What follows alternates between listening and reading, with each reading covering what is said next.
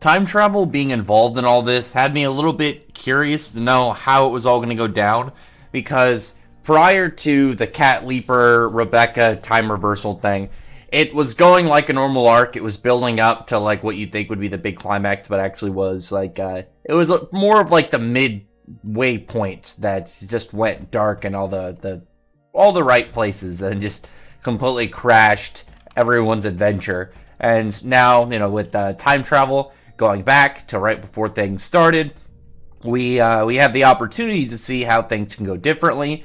But also, I really like how Mishima is keeping the arc feeling like it's one solid arc. Like, now we're all in like we should be in the big areas. When you get near the end of the arc, it should be all like the big fights and big events. And instead of it resetting and it feel like we're just gonna get everything all over again and then build back up to that, we're still getting into crazy stuff. Obviously, with the last chapter, they drove right through the outer glass of the Bellio Goro, just driving right into the city within it. Everyone's just all staged up, getting their plans ready, getting all set up, and ready to roll out. And the first things, they're pretty much like, we're going to get Lobelia and then leave, because Rebecca doesn't want to just leave her there. She's like, I wouldn't be able to forgive myself if I just left her to be tortured knowingly, which makes sense. It would probably really just kind of weigh in on your mind, even if, you didn't really like her. Like, Happy Bot was even like, are we really going to help her? Her? I mean, why are we doing this? I mean, at the same time, I can understand from his standpoint of, like, why would you want to help somebody that isn't your friend? But I will always just completely repeat back that she's not evil. She, at worst, is like a sitcom bully. She's not really that bad. She's more annoying than anything. But Lobelia, now they're going to go in and try and help her. I'm curious, so maybe if this is going to be what ends up getting her onto the Eden Zero team, or how exactly she's going to go. Maybe they'll have it like, during her absence, her BQ channel was like ruined, or after they kidnapped her, they hacked it, and then they like sold it off or something. Anything that it would be like, well, this is all she's got now, and then maybe build her character off of that. It'd be pretty interesting. But after that point, they land the ship, and they're like, there's 4 people standing in our way, that being the Element 4. And I was wondering, like, is it going to get all rematched? Are we going to see them fight again? With Sylphin and Homura, I figured that one, like, for sure, because the Homura lost, so we're going to see the rematch to see how she does this time.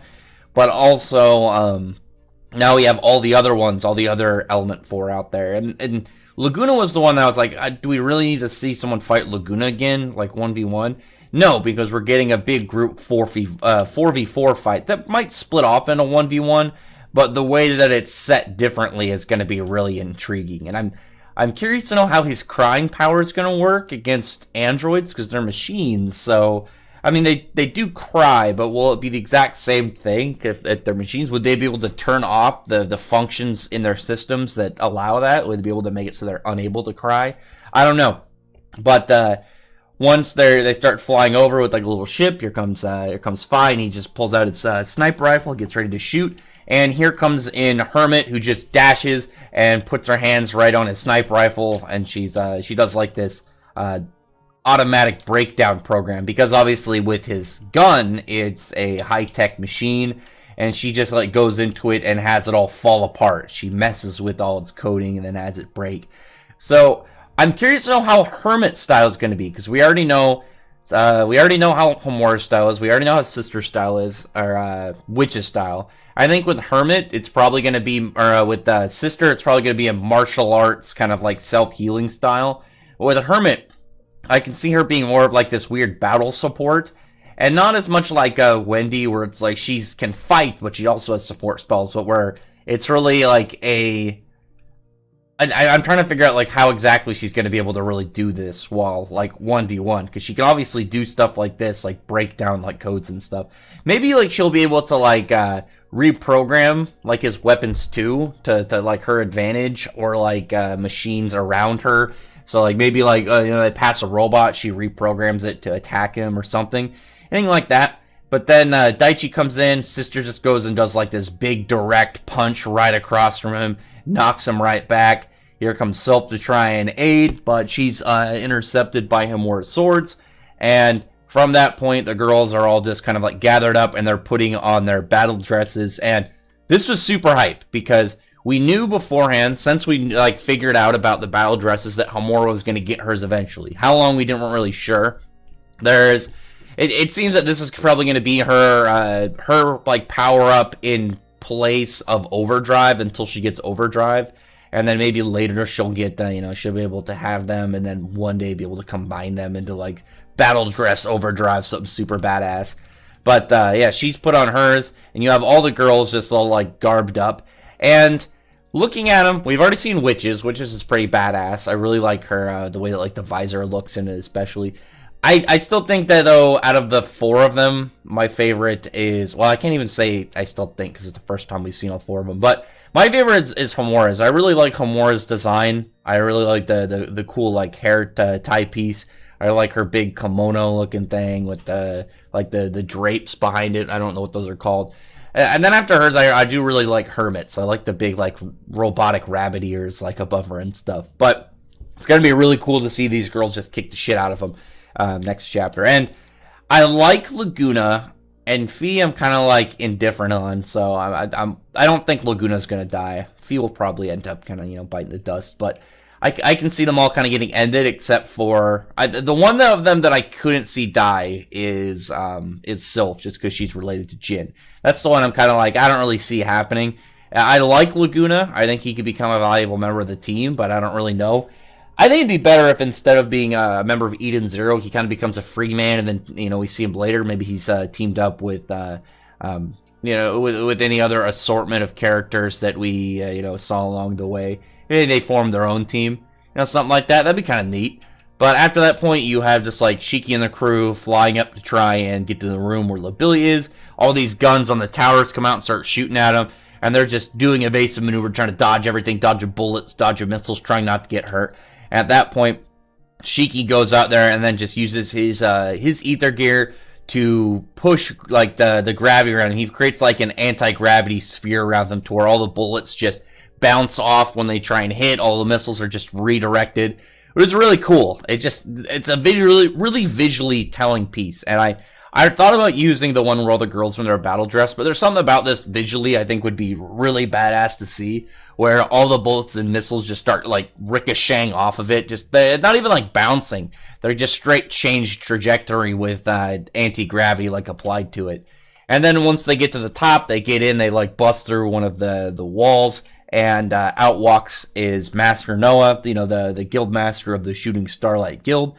And we're going to see what exactly his role in all this is, because we know that he's not a good guy. He is definitely, a scummy dude who works with Drac and Joe. He doesn't really seem to have any like good qualities to him. He's probably really smart. I mean, I guess in quality, good qualities, that's like a nicer person. But I mean, in terms of like, oh, what would be like your skills, I guess. He's probably good at, being manipulative and being very smart in business, I would imagine.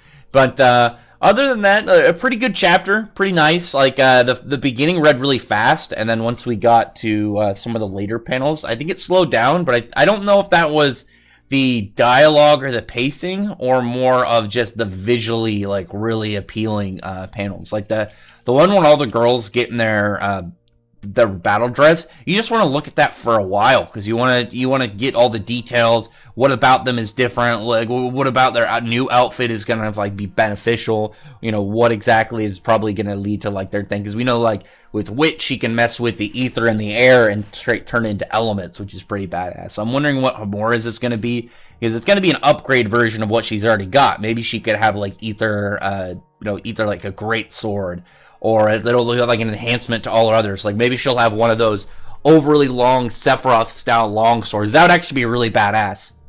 That's something that Urza doesn't have. And obviously when you have a swordswoman in direct kind of like standby between Fairy Tail and Eden Zero, it's easy to see like, oh, you can compare these two characters. They got some things in common.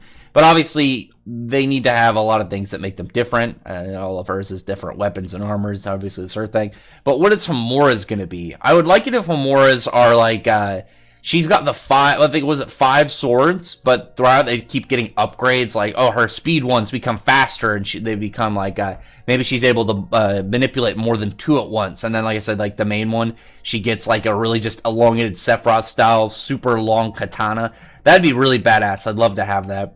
And then the panel where just you see all the bullets and missiles like just being redirected is really badass looking, and it would give such a sight to see, just all around this complete shift in scenario, and then all of a sudden they're on top, but it's not in like some like big crazy like all in motion. It's like, oh no, that makes sense, yeah, believable, but at the same time, yeah, it renders this nuisance of a thing. I mean, I imagine that if they were in the ship, they would be probably easier to dodge. Well, Shiki would probably be easier to dodge these, but in the ship, they're a bigger target, and they don't have as much free range motion as Shiki with his anti-gravity.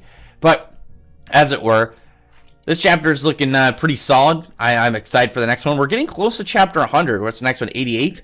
So, I'm expecting this arc to lead into 100, and then maybe they'll beat Drac and Joe on chapter 100, just to give that kind of, like, big feel. You know, something really eventful, I think, has to happen by then. Usually they do with series. Chapter 100, I think, personally, is like a bigger milestone than most. And I know you can get a lot of crazier numbers, 2, 3, 4, 1,000. But I think 100 is that really special one, that really big special, like, you made it moment. And I'm really happy to see it, get as far as it did.